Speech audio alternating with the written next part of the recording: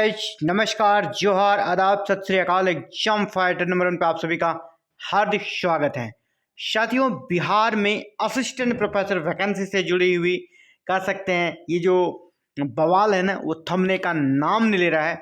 और आपको पता है, पटना हाईकोर्ट में बिहार असिस्टेंट प्रोफेसर वैकेंसी से जुड़ी हुई 132 याचिकाएं दायर की गई है। 132 यहाँ पर याचिकाएं दायर की गई है और इसी पर महत्वपूर्ण सुनवाई आरंभ हो गई है और अब बैक टू बैक लगातार सुनवाई हो रही है। और आपको मैंने पिछले वीडियो में बताया था कि सभी केसेस को कहा गया है कि एक टाइप के केसेस को, यानी एक नेचर के केसेस को एक में कंपाइल करना है और इसके लिए नोडल ऑफिसर की नियुक्ति की गई है।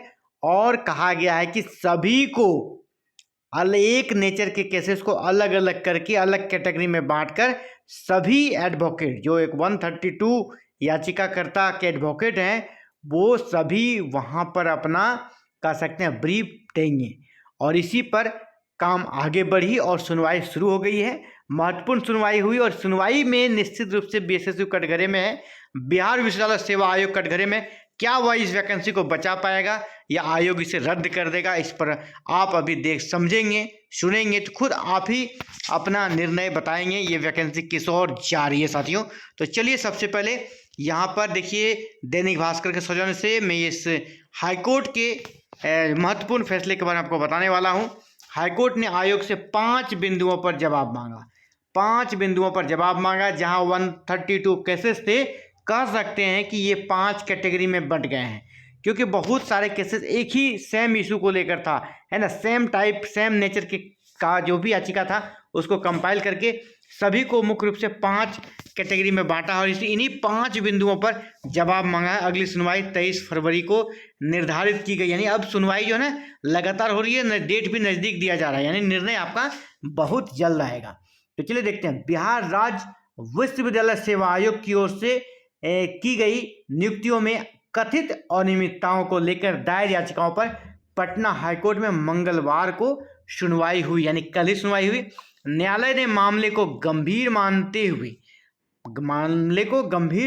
है ना, गंभीर माना है, आप समझ सकते हैं, मामले को गंभीर माना है और इसके लिए 5 प्रमुख बिंदुओं पर जवाब मांगा है।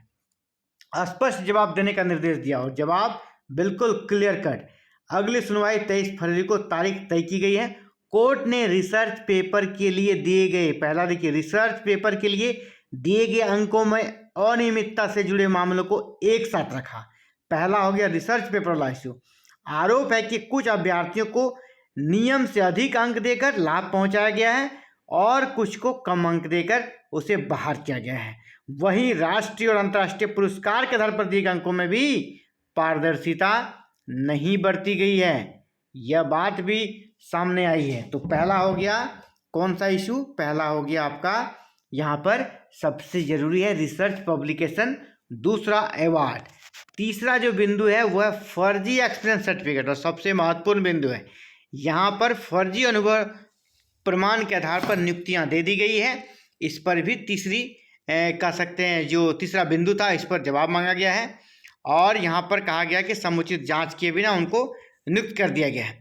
इसके साथ ही अब जो चौथा है, कहा गया है कि सदस्यों से जुड़ी हुई, कि सदस्यों का कार्यकाल जब 3 वर्ष था, है ना, 3 वर्ष था, तो 3 वर्ष से फिर सदस्यों का कार्यकाल एक्सटेंड क्यों किया गया, क्योंकि यहाँ पर एक्सटेंड करने का कोई प्रोविजन नहीं होता। जब भी होता है 3 साल के लिए नियुक्ति होती है, एक्सटेंशन देने का क्या मतलब है।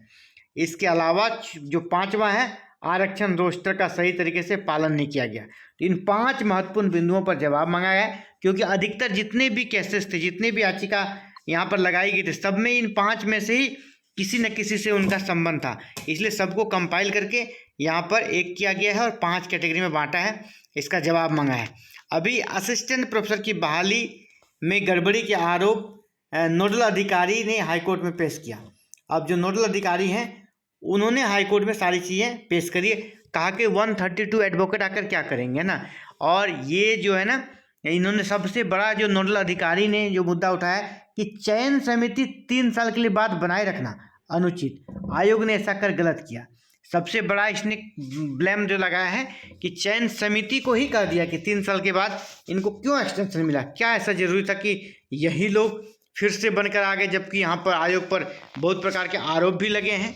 इन्होंने कोई बहुत अच्छा काम कर दिया होता चलो एक्सटेंशन मिल जाता, रिकॉर्ड समय में नियुक्ति कर दी। इन्होंने यहाँ पर इस प्रकार गंदे आरोप लग रहे हैं और इसके बाद भी फिर इन्हें एक्सटेंशन मिल रहा है, तो इस पर कह सकते हैं कि एक प्रकार से बड़ा ही सटीक पक्ष रखा है नोडल अधिकारी ने। तो राज्य के विश्वविद्यालयों में जो आरोप लगे हैं आयोग पर, बिहार असिस्टेंट प्रोफेसर वैकेंसी से जुड़ी हुई, उन पर सुनवाई हो रही है। अगली सुनवाई 23 फरवरी को है। तो देखिए आगे क्या होता है और आप क्या सोचते हैं, यह वैकेंसी रद्द होगी या बच पाएगी? क्योंकि ऐसा नहीं कि रद्द होना बहुत बड़ी बात आप सोचते हैं, तो ऐसा नहीं है। आप कमेंट करेंगे बिल्कुल रद्द नहीं होगा, आप ऐसे ही बोलते रहिए कुछ नहीं होगा, तो नहीं, मेरा काम है सच्चाई को सामने लाना, और जिसको लगता है ना और फटता है तो वो फटेगा, उसमें मैं कुछ नहीं कर सकता हूँ। आपको थोड़ा सुनना पड़ेगा, क्योंकि है ना, आपके दर्द को मैं जानता हूँ, आपके दर्द को मैं समझ रहा हूँ, लेकिन जहाँ जलन होगी वहाँ बाम लगाएं, लेकिन ये जलन आपको सहना पड़ेगा। जहाँ अगर कुछ चीज़ें निकली है जलनशील है तो आपको जलन होना चाहिए, और जलन हो रहा है तो मुझे अच्छा लग रहा है कि आपको जलन हो रहा है। मैं किसी पक्ष या विपक्ष में नहीं हूँ। अगर आयोग अच्छा काम करती है तो मैं तारीफ भी करता हूँ। आप पुराना वीडियो देख लीजिए। अब जब आयोग ने सेम डे में रिजल्ट दिया तो हमने कहा कि आयोग से सीखना चाहिए अन्य आयोग को कि इसने सेम डे में रिजल्ट दिया, रिकॉर्ड समय में इस नियुक्ति प्रक्रिया को संपन्न करा रही है। हमने तारीफ भी करी है, लेकिन गलत होगा उस समय भी चुप नहीं रह सकते, क्योंकि हमारे साथ हजारों स्टूडेंट जुड़े हैं। उन स्टूडेंट के विश्वास के साथ मैं खेल नहीं सकता, उनके साथ चापलूसी सिर्फ नहीं कर सकता। ठीक है, आपके झूठ मूठ का तारीफ करते रहो, ये नहीं होगा।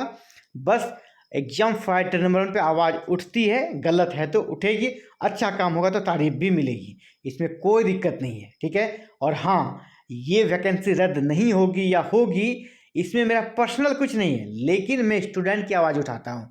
और रहा सवाल रद्द नहीं होता है, नियुक्ति हो गई, तो आप चले जाइए हरियाणा, रद्द हुआ है कि नहीं पता कीजिए।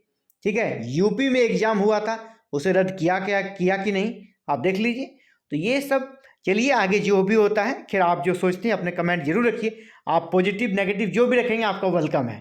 मुझे अपने विचारों को रखना है, आगे जो भी अपडेट आएगा उस अपडेट को दूंगा। आप अपने विचारों को रखने के लिए स्वतंत्र। Thank you. जय हिंद, जय भारत, जय बिहार।